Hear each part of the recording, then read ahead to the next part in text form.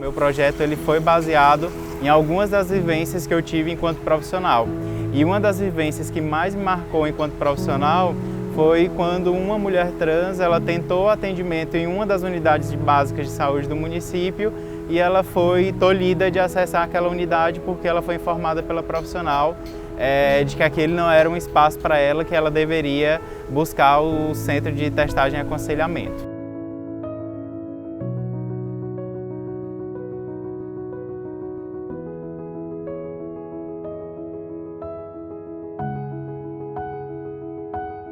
A análise desses dados que foram produzidos, ela foi muito difícil para mim. Então, a gente tem diversas queixas que se apresentaram durante essa produção de dados. Dos grandes problemas que a gente teve realmente foram a violência institucional, não respeito ao nome social, violência realmente física dentro do serviço de saúde.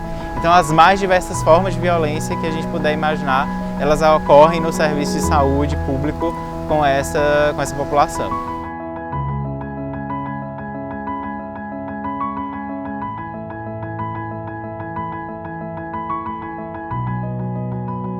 Enquanto pesquisador, esse é o nosso desafio o tempo inteiro, de como eu posso aproximar esse tema que eu investi tempo. Rodrigo investiu 2 anos na sua atuação enquanto mestrando, e a gente não podia guardar isso na gaveta ou ficar satisfeito com a produção de um artigo ou de um capítulo de um livro. A gente precisava extrapolar esse universo, romper com os limites da universidade de uma forma dura e colocar as pessoas em contato com essa temática. E aí a arte veio como uma referência. Então a gente organizou um evento aberto ao público, onde a gente discutia essa temática e, paralelo a isso, a visitação da exposição. A gente discute a humanização em serviços de saúde há um bom tempo.